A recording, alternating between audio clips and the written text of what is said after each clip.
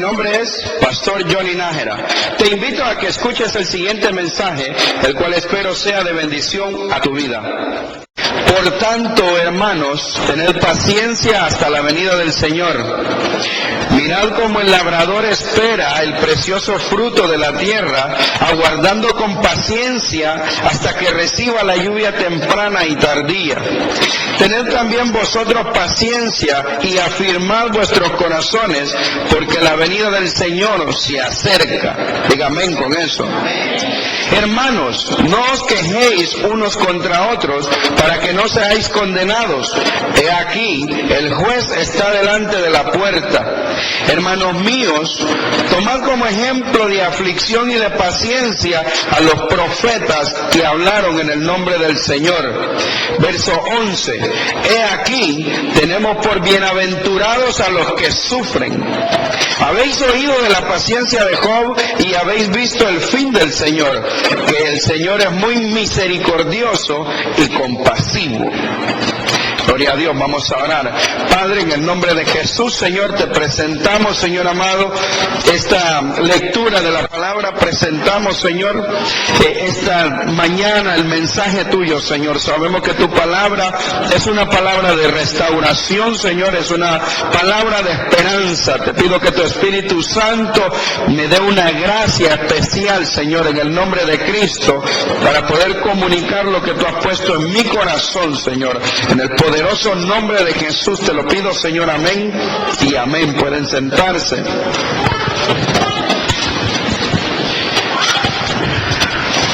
Gloria a Dios. Aquí encontramos como unos 5 verbos más o menos que nos hablan de la fidelidad de Dios. Al final del pasaje que leíamos, dice que el Señor es muy misericordioso y compasivo. Yo no sé cuántos conocen esa faceta del Señor, ¿verdad? Pero parece ser que no todos la conocemos, y a medida que desarrolla el mensaje usted se va a dar cuenta por qué. Dice esto de que cuando nosotros tenemos paciencia, que cuando nosotros somos personas que no nos quejamos y afirmamos nuestro corazón, entendiendo que la venida del Señor viene, dice que nosotros somos personas que recibimos la aflicción entendiendo de que Dios tiene un propósito, tiene un fin, así como lo tuvo con Job, ¿verdad? Hemos estado hablando de Job y yo creo que la Biblia tiene mucho, pero mucho de qué hablar y de qué enseñar, pero hay algunos personajes que son especiales en la Escritura, diría yo, como que estas personas pasaron mucho, han pasado tanto por sus vidas, que vale la pena hablar de ellos y hablar de ellos y hablar de ellos, porque cada vez aprendemos más. Hace como una semana o 2 semanas estuvimos hablando de Job, ¿verdad? Y la introducción que hace el libro de Job acerca de él, yo creo que sería la introducción que usted quisiera que se hiciera de usted. Cuando nosotros vemos el libro de Job, dice en el primer verso de su libro que él era un hombre recto y que era un hombre perfecto, que era un hombre temeroso de Dios y apartado del mal. Mire, ese es el comienzo con lo que se empieza a hablar de este hombre. Y en aquella reunión de familia que tuvimos, estuvimos hablando de cómo este hombre había hecho un cerco alrededor de su familia. Estuvimos hablando nosotros de cómo este hombre, cada vez que sus hijos celebraban algo, dice que los mandaba llamar a todos y oraba por ellos, los bendecía. Le pedía perdón al Señor por cada uno de ellos, por si acaso alguno de ellos hubiese pecado. Estuvimos hablando de esa parte de él. Vimos que este hombre era un buen sacerdote de su casa, ¿verdad? Dios quiere que nosotros, los hombres, los esposos, los padres, seamos ese tipo de hombres, que seamos sacerdotes, que rodeemos nuestra casa, que bendigamos nuestra familia y que estemos intercediendo por ellos, que nos levantemos nosotros como atalayas en nuestro hogar. Gloria a Dios. Pero en esta mañana quiero hablarle de otra etapa de la vida de Job, ¿verdad? Y es que vemos de que Job es un hombre que tuvo riquezas. Nos dice el libro de Job de que Job era un hombre que tenía empresas, era un empresario. Job era un hombre que tenía empleados y no tenía 5 ni tenía 10, tenía muchos empleados. Y al parecer, parece que Job no solamente empleaba o empleó gente en un tiempo, parece que fue por generaciones, porque dice la Biblia de que los hijos de los que él había empleado, entonces da a entender como que empleó en un tiempo y en otro tiempo y en otro tiempo. O sea, este era un hombre que tenía, era un hombre que tenía de, ¿cómo le puedo decir?, de dónde echar mano, diríamos nosotros. Era un hombre que no conocía la pobreza. Ahora, vemos que en el libro de él se nos dice que este hombre, de la noche a la mañana, empieza a perder todo. Este hombre empezó a llegar uno a decirle, mira, las ovejas que se estaban pastoreando por aquel lugar, vinieron los de tal pueblo y se las llevaron. Y este hombre dijo, wow, ¿qué habrá pasado? Al rato vienen otro y le dice, mira, vinieron los del otro pueblo y se llevaron el ganado.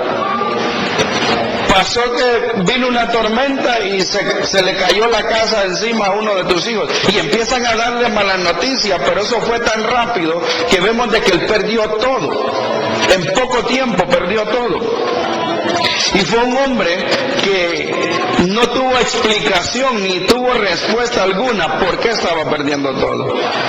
Él no podía entender por qué era que le estaba aconteciendo tanto mal, después de ser un hombre que tenía un perfil de triunfador. Si a Job lo tuviéramos en este tiempo, seguramente Job hubiera aparecido varias veces en la revista Times. Pero imagínese un hombre después de tener esa influencia, empieza a perder todo y empieza a ver y no tiene una respuesta, no tiene una explicación a todo eso.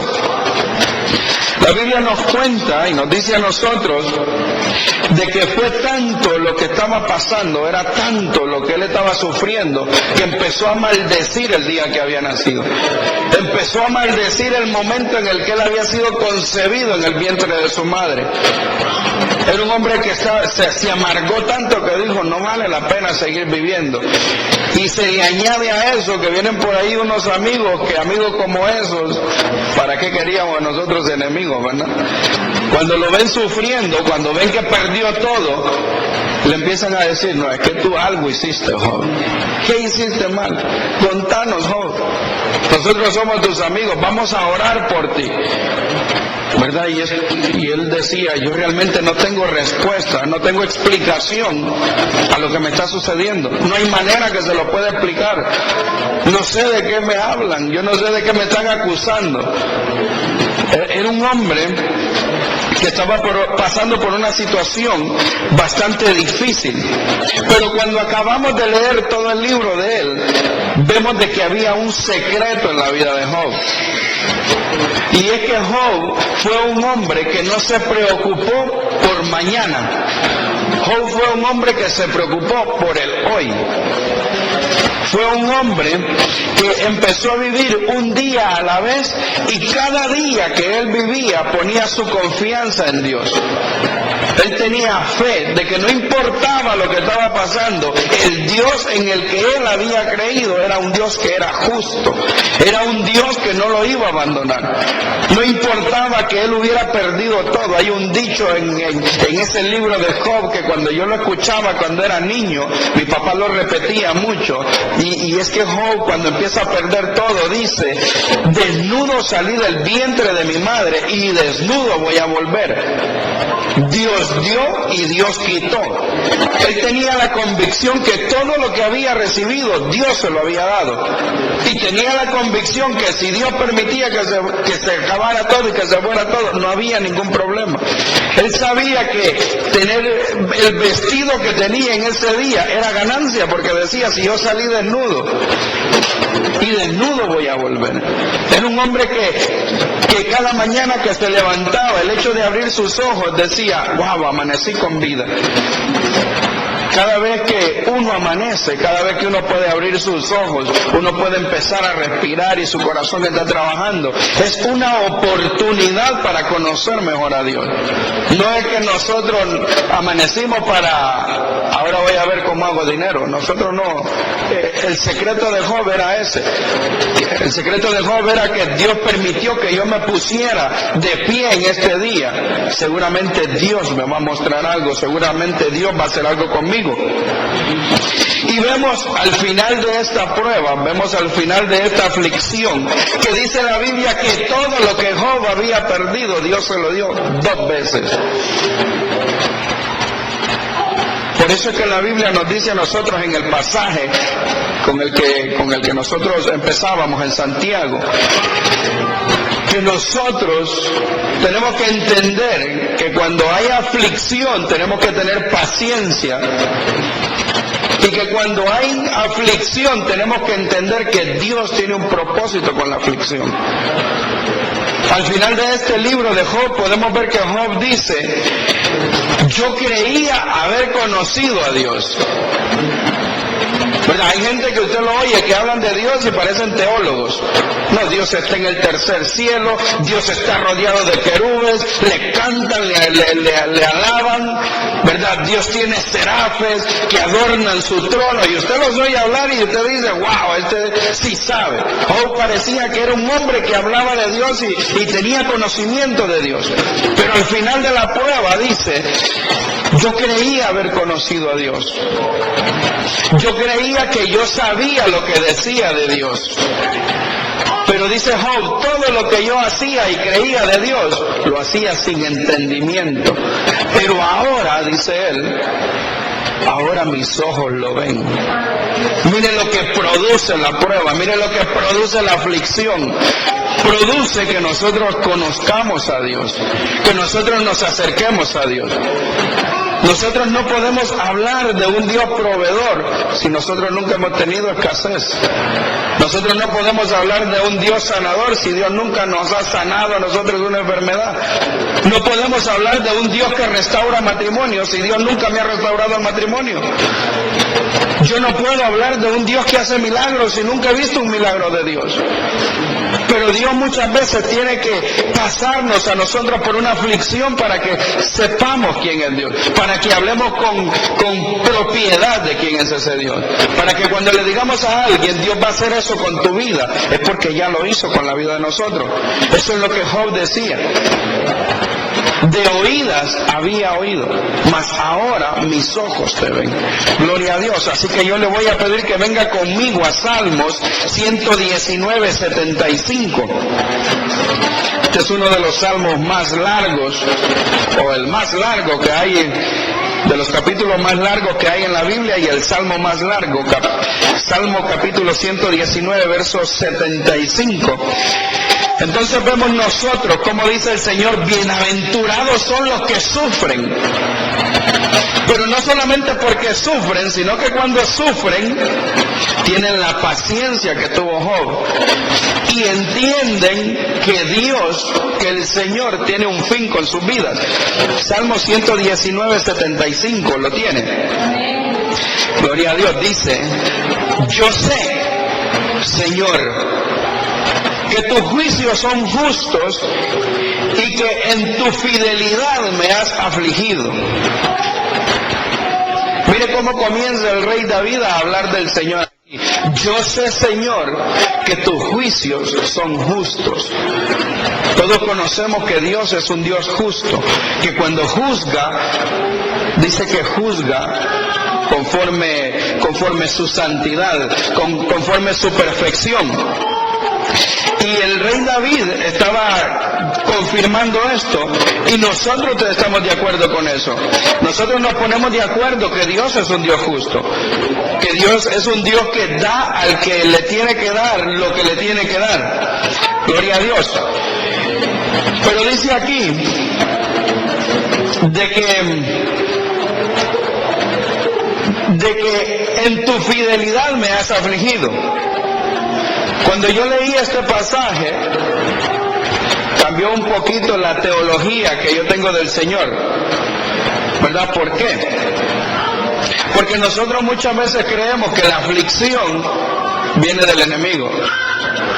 ¿verdad? Muchas veces nosotros creemos de que, me enfermé, el enemigo me está atacando. Perdí el carro, el enemigo me está atacando. Perdí la casa, el enemigo me está atacando. Estoy teniendo problemas en la familia, el enemigo me está atacando. Y lo que dice este salmo es que el Señor tiene juicios que son justos, pero que también en su fidelidad, decía el rey David, me ha afligido. Esa es la declaración que hace este rey en esta parte. Vemos nosotros que si nosotros le dijéramos a alguien allá afuera, tú sabes que el Señor te está afligiendo por lo que estás pasando, la gente se echa para atrás porque dice, ese no es el Dios, al menos que yo quiero conocer, ¿verdad? Hay muchos cristianos que desarrollan su relación con Dios sobre una vida triunfalista. Ellos dicen, a mí me tiene que ir bien, ¿verdad? Yo puedo, yo necesito conseguir dinero, lo voy a conseguir, y su fe está basada en eso. Estoy enfermo, me voy a sanar y me voy a sanar. Todo para ellos es sin dolor, todo para ellos es triunfo, todo para ellos es sin fracaso. Hay un tipo de cristiano que no quiere pasar por ningún tipo de prueba. Y hay un tipo de, ¿cómo le digo?, de líderes que están enseñando ese tipo de evangelio también, ¿verdad? Y la gente lo está, ese es el evangelio que la gente está comprando. Por eso dice la Biblia que en los últimos tiempos la gente dice que va a tener comezón de escuchar la palabra, pero van a querer escuchar lo que ellos quieren escuchar. En una sociedad tan consumista como en la que estamos, si yo soy un predicador que le vengo a decir a usted, mire hermano, ponga aquí $200 que el Señor le va a dar un carro del año, yo sé que todos van a poner $200 aquí porque van a creer eso. Si yo le vengo a decir a usted que usted entre más da, más dinero va a tener, usted va a decir, pues vale la pena dar. Y no es que eso no vaya a ser así, pero si solo le estoy hablando de ese lado, si yo le estoy diciendo a usted que usted tiene que creer para que usted sea una persona de éxito, para que todo lo que usted haga prospere, usted nunca va a querer recibir algo que le vaya a causar aflicción, que le vaya a querer a causar dolor. Usted siempre va a estar viendo, ¿por qué no recibí el bien que me dijo el predicador? ¿O por qué no recibí el bien que Dios tiene para mí? ¿Dónde está el bien? ¿Por qué? Porque hay ¿cómo le puedo decir? Hay una línea que está enseñando solo las cosas buenas que el Señor da. O hay una que se está yendo al extremo, que se está yendo al triunfalismo. Y la palabra de Dios nos dice a nosotros que en tu fidelidad me has afligido. Quiere decir de que no todo va a ser éxito. Quiere decir de que no todo va a ser color de rosa, no todo va a salir como el cuento de hadas que nosotros leímos, o la película que acaba de salir, o la novela que acaba de terminar. No todas las cosas en el Señor son así. Hay un tiempo que Dios mismo dice que en su fidelidad nos aflige. Cuando yo leí eso, yo digo, esto yo tengo que comunicarlo, esto yo tengo que hablarlo. Porque muchas veces nosotros queremos solo lo bueno de Dios. Nosotros ¿cómo le puedo decir? Nosotros le echamos la culpa al diablo y le echamos la culpa al mundo y le echamos la culpa al pecado y a todo el mundo del mal, de la aflicción que nos está pasando. Y no es que eso no pueda tocar también nuestro bienestar, claro que sí, ¿verdad? El enemigo, que el Señor lo reprenda, puede tocar nuestro bienestar y puede afligirnos también. El mundo, con todo lo que enseña, con todo lo que ofrece, también nos puede causar aflicción. Si nos vamos en esas corrientes del mundo, el final de esa corriente va a ser dolor, va a ser muerte.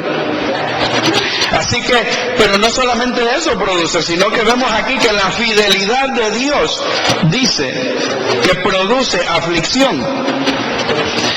Cuando leía esto, leía un pensamiento donde dice el comentarista de que muchas veces nosotros queremos entender a Dios con la mentalidad o con el amor imperfecto que nosotros tenemos, ¿verdad? Nosotros tenemos un niño chiquitito, bonito, gracioso, que empezó a ir a la escuela y le dejaron una tarea y el niño empieza o la niña empieza a hacer la tarea y tiene dificultad para hacer la tarea. Y venimos los papás, ¿verdad? Y agarramos el lápiz y le decimos al niño, así, miren, y le hacemos la primera y el niño quiere hacer la segunda y nosotros, no, enseñen, le voy a ayudar porque es que usted no puede, y terminamos nosotros haciéndole la tarea al niño. Yo no sé si a usted le ha pasado. Yo le he hecho la tarea a mi hijo alguna vez. Nos pasa eso. El amor imperfecto que nosotros tenemos por nuestros hijos nos hace muchas veces que nosotros vayamos delante de ellos para que ellos no les cause dolor ni vayan a tener aflicción. De hecho, algunos padres tienen seguros de vida para que cuando yo muera a mis hijos no les falte nada, ¿verdad? Hay otros padres que tienen dinero invertido en stocks y cosas así, cosas que no entiendo. Pero todo lo hacemos para que nuestros hijos no sufran, ¿verdad? Es más, el hijo está estudiando, está sacando una carrera a la universidad y ya empezamos nosotros a hacer los contactos para que tan pronto salga de la universidad tenga un buen trabajo. Y ya sale el muchacho y tiene un buen trabajo. Pero el amor de Dios no es así. El amor de Dios no es aquel amor que nos va a poner todo en bandeja de plata. Dios cuando nos ve a nosotros, no nos ve a nosotros con la comisión de vivir. Dice la Biblia que los más robustos, los más fuertes van a vivir hasta 80 años. Pero Dios no nos ve a nosotros como que, mi hijo, mi hija va a vivir 80 años, entonces voy a facilitarle todo para que esos 80 años sean de pura felicidad. Por allá, cuando él vaya a tener 25, va a tener problemas para poder conseguir el crédito para un carro. Ya desde hoy voy a arruinar las computadoras y ya para que cuando él ya tenga 25 años el crédito le salga en 800 y le den una buena tasa de interés. No importa que cuando esté joven malgaste el dinero y todo lo que saque al crédito nunca lo pague. A los 25 yo le arreglo ese problema. Dios no trabaja así. Yo sé de que nosotros los padres sí trabajáramos así, ¿verdad? Si nosotros tuviéramos un hijo que tiene problemas con crédito y de nosotros dependiera arreglar el crédito. Yo veo unos que se están riendo y tuvieran 800, 900, 1000 el rating del crédito, que le den los intereses al 1% si es posible. Porque ese es el amor imperfecto de nosotros. Pero el de Dios no. Dios nos ve a nosotros con una mente eterna. La Biblia dice de que la iglesia va a gobernar con Cristo. Y yo no creo, ni lo veo por lo que dice la Escritura, que Dios va a querer que allá lleguen cristianos, que aquí se les arregló todo, y que cuando lleguen allá, ¿y quién les va a arreglar las cosas allá? Dios quiere preparar gente para que cuando lleguemos en el tiempo de pararnos donde Él quiere que estemos gobernando, liderando, haciendo las cosas que Él quiere que hagamos, tengamos carácter. Que ya no seamos nosotros como que, me volteé a ver mal, no, ya no voy a la iglesia. Hablaron del diezmo, no, esa iglesia es materialista. No me dieron parte en el culto, a mí no me toman en cuenta. Dios quiere y permite y nos mete en aflicción para que tengamos carácter, para que seamos de la gente que cuando estamos haciendo algo, digamos, lo estoy haciendo porque Dios me mandó a hacerlo, lo estoy haciendo o estoy en este lugar porque Dios me tiene en este lugar, no porque la iglesia es bonita, no porque me caen bien los hermanos, es porque el Señor. Pero Dios tiene que trabajarnos a nosotros. Vemos en Job el proceso que pasó para que el hombre pudiera llegar al final de decir, ahora puedo preguntarle a Dios y Él me contesta. Parece ser de que Job oraba primero y no tenía respuesta de Dios, o ni sabía si le contestaba. Es más, le voy a decir esto, cuando uno no ha entrado por la aflicción de Dios, uno tiene que tener cuidado con que el Señor me dijo. Porque como decía ahí un libro que estoy leyendo, hoy está de moda, el Señor me dijo, el Señor me habla, el Señor y yo somos mayoría. Hoy tenemos que tener cuidado con eso de que el Señor me dijo. Porque podemos poner palabras mentirosas en los labios de Dios. Primero tenemos que pasar por un proceso de aflicción como el de Job para poder decir, ahora yo le pregunto y Él me habla. Pero nosotros no podemos cortar ese camino de aflicción y salir allá como decía un predicador una vez. o más bien T.D. Jakes, que dice que había gente que decía de él que querían tener la gloria que él tenía, el nombre que él tenía, ¿verdad? Que querían tener la influencia que ese hombre tenía. Y dice que alguien se le acercó y le dijo: pastor, yo quiero ser como usted. Y el hombre dice que cuando empezó a orar le dijo: bueno, para empezar, que te vaya mal desde que hayas nacido, que te violen cuando estés pequeño, que tus padres te abandonen, que aguantes hambre, que sepas lo que es dormir en la calle. Y el hombre le agarró la mano y se la quitó y abrió los ojos y le dijo: no, yo no quiero que ore de esa manera por mí. El Señor, si nosotros no pasamos por aflicción, no nos puede dar lo que le ha dado a otros que ya pasaron por la aflicción. En su fidelidad, decía el rey David, me ha afligido. En su fidelidad me aflige. ¿Para qué? Para que al final de mi carrera yo pueda entender, pueda escuchar la voz de Dios, pueda saber de quién estoy hablando y de qué estoy hablando. Gloria a Dios. Venga conmigo a Oseas capítulo 2, verso 14. En su fidelidad, decía el rey David, en tu fidelidad me has afligido. Es un proceso por el cual todos tenemos que pasar. Al menos aquellos que queremos alcanzar el propósito de Dios en nuestras vidas. ¿Sabe? De repente, es una cosa que también estoy aprendiendo. Veo que a las iglesias llega todo tipo de gente. Y a los líderes, especialmente a los pastores, nos toca entender que llega todo tipo de gente. Y van a llegar unos que no van a querer entrar por la aflicción, porque no van a querer nunca lograr algo. Oseas capítulo 2, verso 14. Y si quieren lograr algo, no lo van a querer hacer a través de la aflicción. Tiene Oseas 2:14. Pero he aquí, dice el Señor, yo la traeré y la llevaré al desierto y hablaré a su corazón. Mire el escenario que Dios forma, o el que el Señor crea para poder hablar a nuestro corazón. Nosotros sabemos y entendemos que cuando la Biblia nos habla de desierto, nos está hablando de escasez. Cuando la Biblia nos empieza a hablar de desierto, nos está hablando a nosotros de un hombre como Abraham que tenía todo y le dice: deja tu tierra, deja tu parentela y vete a la tierra que yo te mostraré. Y dice la Biblia que el hombre sale para el desierto.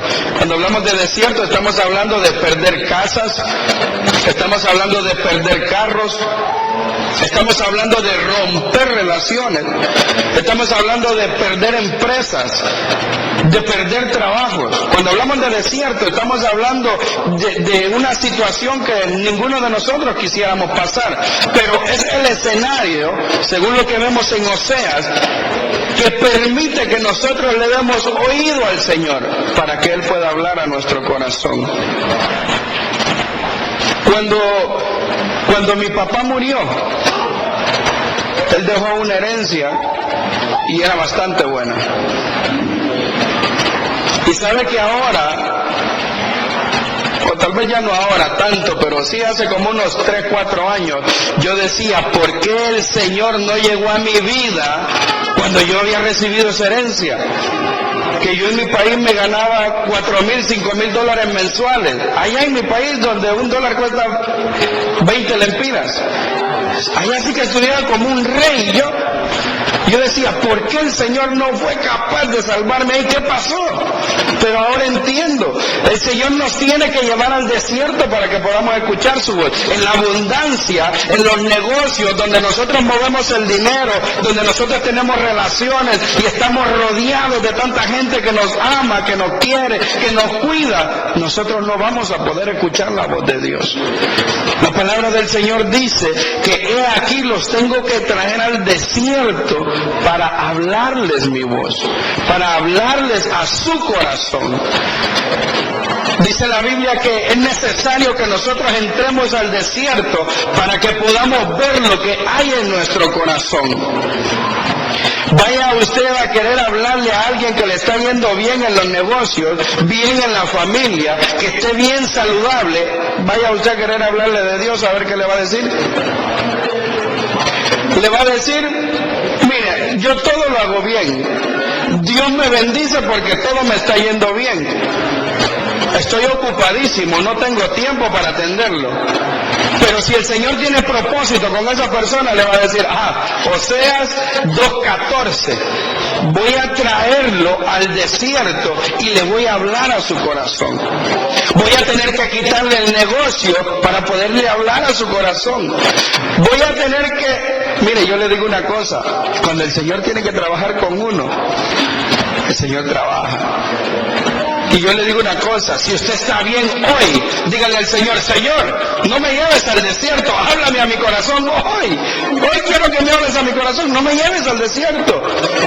Para yo poder entender que mi familia era importante, el Señor me tuvo que llevar al desierto.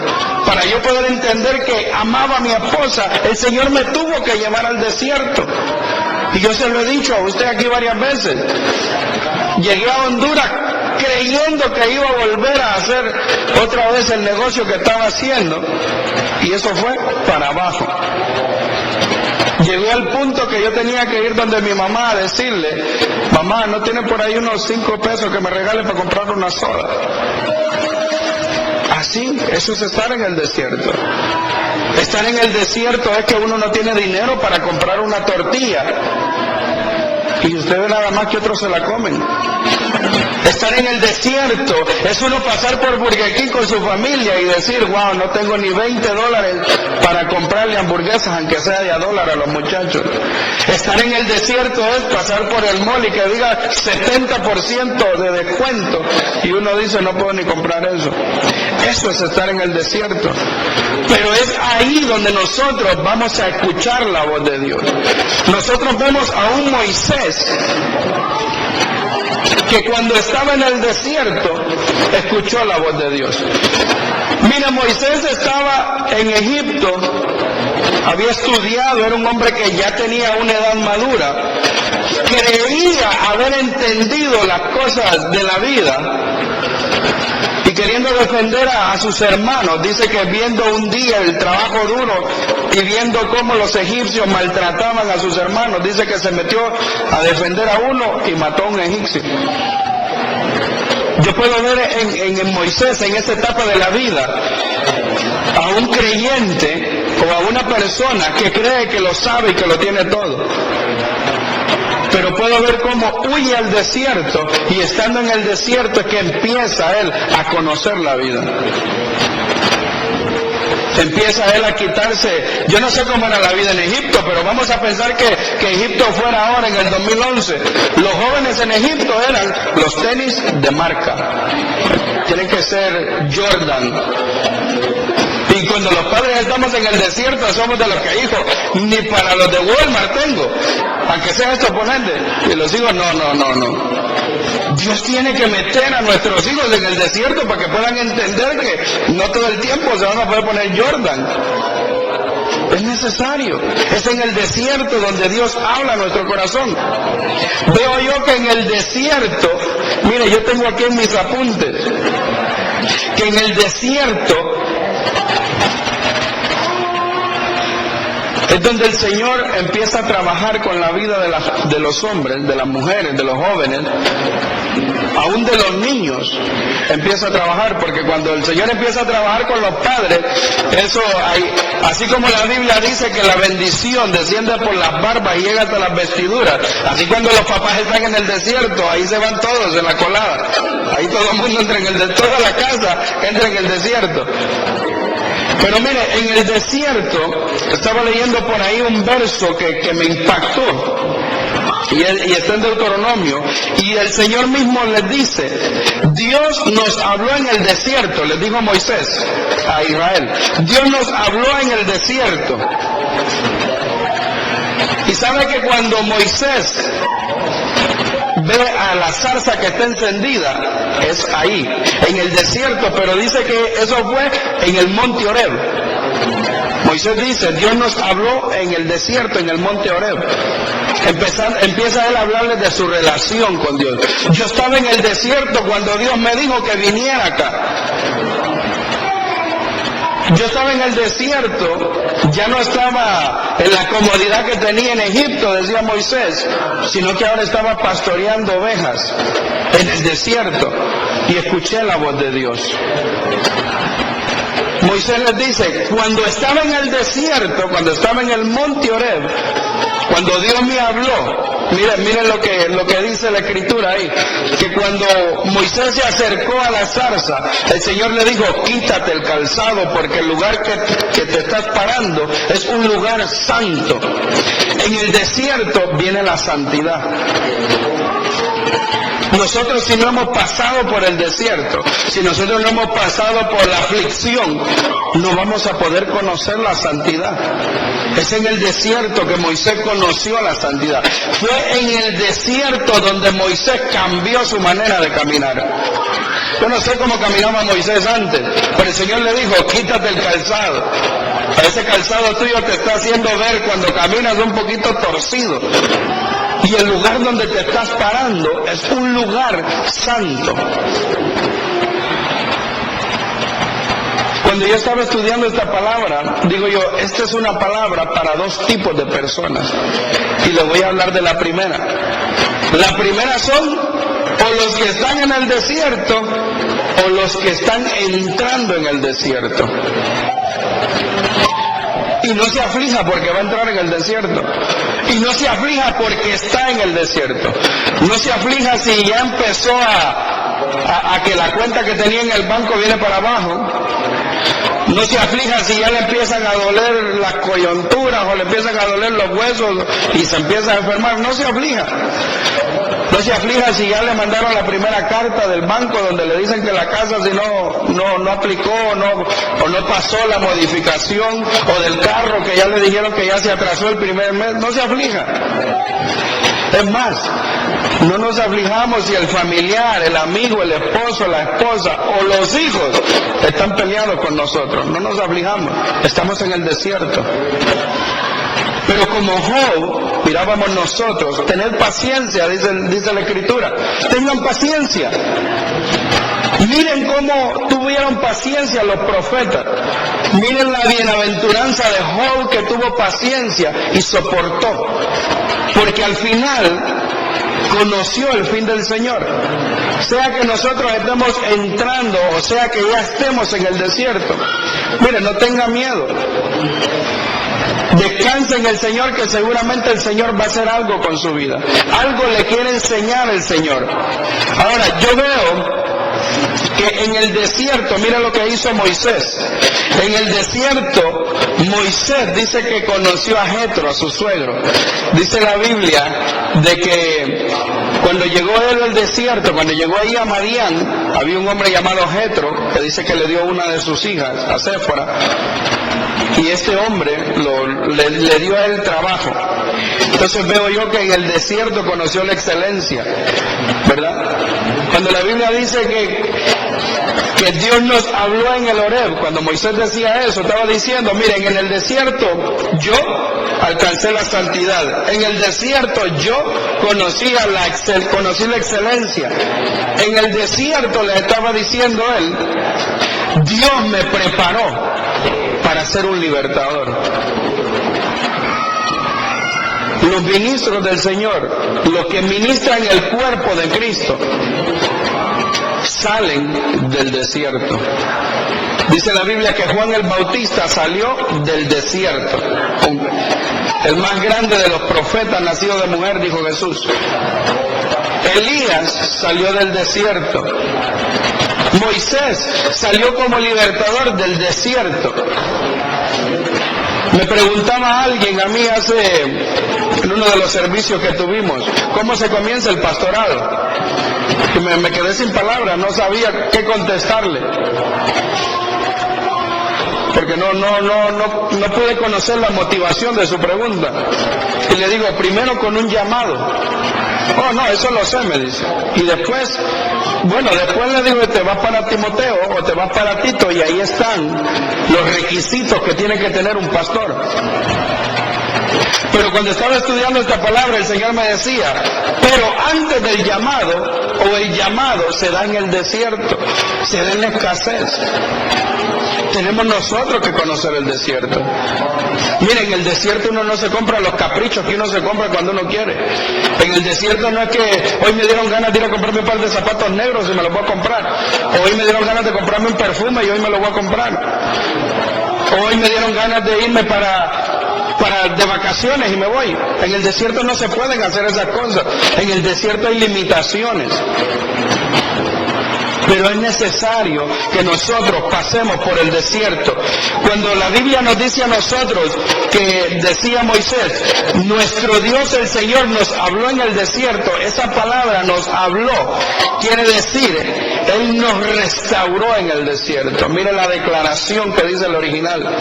No solamente me habló en el desierto, no, me restauró en el desierto. ¿Por qué? Porque en el desierto escuchamos la voz de Él a nuestro corazón. En el desierto vemos nosotros lo que hay en nuestro corazón. Cuando Él decía, nuestro Dios nos habló en Horeb, Él estaba diciendo, nuestro Dios nos organizó. Esa palabra también significa organizó, nos limpió, nos sanó y también nos embelleció. Yo dije, uno como que cuando entra al desierto como que entra medio feo entonces, ¿verdad? Y el Señor, cuando uno está en el desierto, lo empieza a poner bonito. ¿Y sabe por qué? Porque estaba estudiando acerca del perdón. Y este estudio que estaba haciendo del perdón, dice que cuando uno perdona, el rostro le cambia. La gente se ve diferente, la gente empieza a preguntarnos, hey, yo te veo diferente, veo tu rostro, no sé, brillante, te veo una sonrisa diferente. ¿Qué pasó? Y es que la gente dice, es que pude perdonar a alguien. En el desierto es donde nosotros perdonamos. Entonces mire que hasta nos embellece el Señor en el desierto. Gloria a Dios por eso. Por eso le digo que si usted está entrando en el desierto, no se preocupe, tenga paciencia. Tenga paciencia. Mire, yo le digo una cosa, mire y lea y estudie el libro de Job, que eso le va a dar esperanza. Si todavía no ha entrado en el desierto, pues también léalo para que vea usted que si el Señor quiere prepararlo para algo, lo va a tener que meter por el desierto. Santiago dice ahí de que tengamos nosotros paciencia hasta la venida del Señor. El desierto de los israelitas dicen que eran de 11 días. Ellos podían haber llegado ahí. En Horeb, donde el Señor los puso en Horeb, dicen los comentaristas que era para quitar todos los estatutos que habían puesto en Egipto en el corazón de ellos. O sea, si ellos hubieran llegado ahí, hubieran dicho, ok Señor, ¿qué es lo que no te agrada de nosotros? Bueno, no me agrada como ustedes vivían en Egipto. ¿Qué tengo que hacer? Cambiar esa manera de vivir. Ya Señor, ¿qué más? No me agrada tu manera de hablar. Ok Señor, ya no voy a hablar así. ¿Qué más? No me agrada tu manera de tratar a la gente. Ok Señor, ahora los voy a tratar con amor. ¿Qué más? No me agrada que no perdonas a nadie. Ok Señor, ahora voy a perdonar. ¿Qué más? El Señor hubiera dicho, 11 días, están listos, hay que darle la tierra prometida. Pero se estuvieron 40 años en el desierto. El tiempo en el desierto depende de nosotros. El Señor nos va a empujar y nos va a llevar a aquel lugar para poder hablar a nuestro corazón. Pero el tiempo que nosotros estemos en el desierto no depende de Dios. Depende de cuánto reciba nuestro corazón. Depende de cuánto nosotros le pongamos empeño a hacer lo que Dios quiere que nosotros hagamos. Depende cuánto nosotros nos resistamos a hacer las cosas que Dios quiere que hagamos. En el desierto, decía Moisés, en el monte de Horeb, donde había soledad, donde había escasez, dice ahí, Él nos organizó, Él nos limpió, Él nos sanó. Gloria a Dios. Es en el desierto. Venga conmigo a Deuteronomio capítulo 1 verso 8.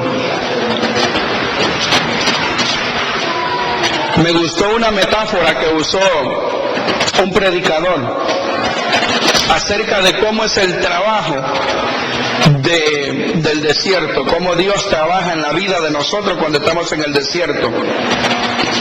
¿verdad? Dice ahí Moisés que en el desierto nos habló, en el desierto nos restauró, en el desierto nos sanó, en el desierto nos organizó, en el desierto nos embelleció. Pero decía una metáfora que usaba un predicador que dice que estar en el desierto es como el platero, ¿verdad? Que el platero agarra la plata y dice y la pone al fuego para purificarla. Y decía este hombre que dice que el platero tiene hasta una sucilla donde él se sienta y pone la plata al fuego. Y no tiene ninguna prisa por ir a hacer ninguna otra cosa, la tiene en el fuego, hasta que se purifica, hasta que el fuego empieza a quemar las impurezas que hay en la plata. Y dice que la quita del fuego hasta que él se puede ver reflejado en la plata. Entonces dice que él dice, ahora sí, está pura esta plata. Dice que así mismo es también cuando nosotros estamos en el desierto. Dios nos está limpiando, Dios nos está organizando, Dios nos está sanando, Dios nos está restaurando y estamos en un proceso que nos duele. No podemos comprar, no podemos tener lo que queremos, estamos incómodos, tenemos problemas con el cónyuge, problemas con el familiar, con los hijos, problemas en el trabajo, todo nos está yendo mal. Y es que estamos como el platero y la plata, estamos en el fuego.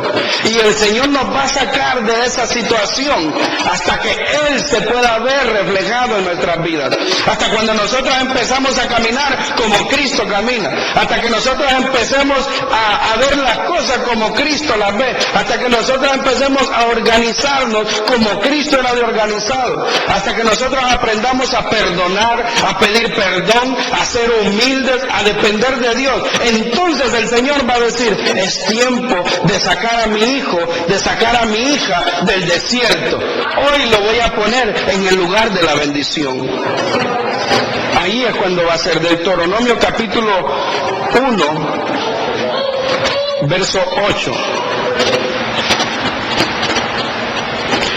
Mirad, yo os he entregado la tierra, entrad y poseed la tierra que Jehová juró a vuestros padres, Abraham, Isaac y Jacob, que les daría a ellos y a su descendencia después de ellos. En el verso 6 la declaración que está es, Dios nos habló en Horeb. Y dice, y ustedes han permanecido bastante tiempo en este monte. Para la segunda persona que el Señor me daba este mensaje, es para alguien que ha permanecido suficiente tiempo en el monte de Horeb, que ha estado suficiente tiempo en el desierto y a Dios se empieza a ver reflejado en su vida. El Señor ponía en mi corazón y me decía, esto no es para todo el mundo, porque si fuera para todo el mundo, imagínense ustedes hubieran metido unos 200 Moiséses allá en el desierto, metieron uno. Tal vez la palabra de hoy sea para uno. Tal vez hay uno que el Señor dice, hoy te vengo a decir que has estado mucho tiempo en el desierto, has estado bastante tiempo. Y el Señor viene y hace esta declaración y dice, entrad y poseed. Entrad y poseed. El Señor no nos mete en un desierto para dejarnos ahí y que nos muramos de amargura. Y que digamos nosotros, no valió la pena aceptar al Señor, no ha valido la pena conocer de Dios, no ha valido la pena buscar a Dios. Porque me voy metiendo, cada vez que me meto más, la cosa se pone más difícil. El Señor al final de ese camino dice, tomad, entrad y poseed.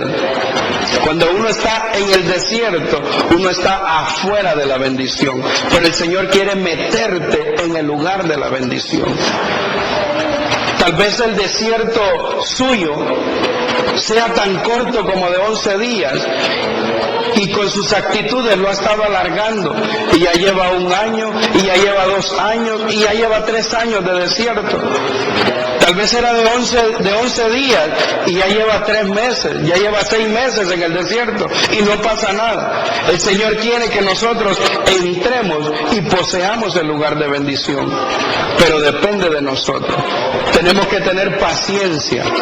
Tenemos nosotros que entender que la situación difícil que estamos pasando es porque Dios está restaurando nuestro corazón, está limpiando nuestro corazón, está organizando nuestras vidas y nos está preparando para poder ser nosotros libertadores como Dios mismo levantó a Moisés. Así que ahí donde usted está, incline su rostro.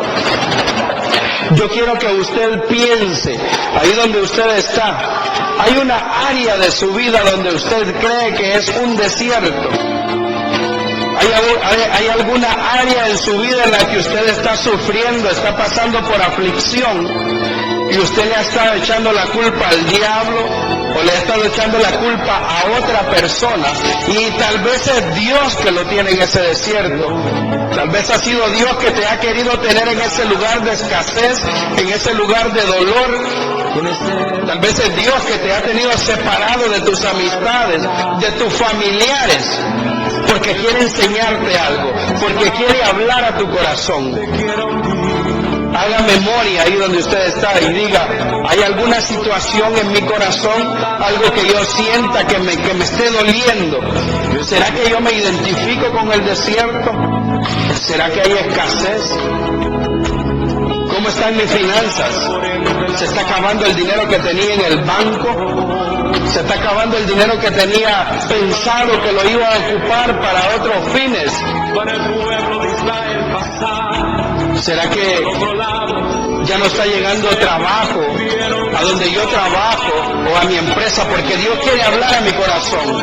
¿Qué estará pasando? Ahí donde usted está, pregúntese, ¿cómo está la salud? ¿Cómo se siente de salud? ¿Será que Dios está permitiendo que haya una enfermedad para llamar nuestra atención? ¿Qué nos querrá decir Dios? ¿Qué querrá hacer Dios en nuestras vidas? ¿Qué querrá quitar Él de nuestras vidas? La Biblia dice que por su fidelidad Él nos aflige. Él tiene un propósito con nuestra vida. Cada uno de nosotros tiene un propósito en el Señor. Y el Señor tiene que prepararnos para que desarrollemos ese propósito. Como Moisés era un libertador desde que nació, pero tuvo que ir al desierto para escuchar la voz de Dios. Tuvo que ir al desierto para conocer la santidad. Tuvo que ir al desierto para conocer a Dios, conocerlo con su propio nombre. Dios tiene un propósito con tu vida.